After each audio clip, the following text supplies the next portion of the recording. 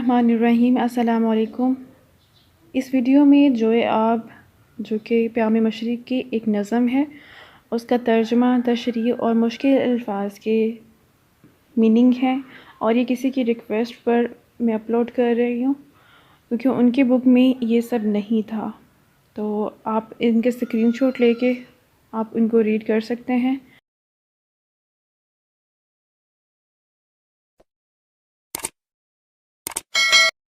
अभी मुझे टाइम नहीं मिल पा रहा कि मैं लेक्चर वाइज आपको इन चीज़ों को करवा पाऊँ, और जो चीज़ आपको लगे कि मुझे अपलोड करनी चाहिए आप मुझे बता दें। अगर मैं लेक्चर नहीं भी बनाती हूँ तो मैं इस तरह आपको मटेरियल प्रोवाइड कर दूँगी।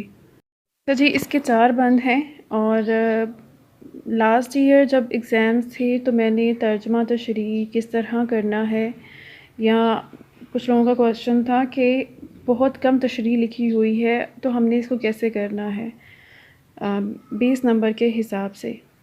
तो वो वीडियो जो है वो मैं आपको डिस्क्रिप्शन में दे दूँगी, आप उसको ज़रूर देख लीजिएगा एक दफ़ा।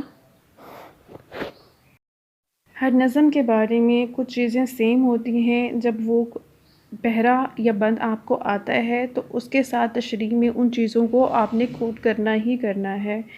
जैसे कि जो बंद आपको दिया जाएगा उसकी तो तशरीह आपने करनी ही है, लेकिन पूरी नज़म में से कोई भी बंद आ जाता है तो कुछ पहरे या कुछ पेजेस हैं वो आपने वैसे के वैसे आपने लिखने हैं,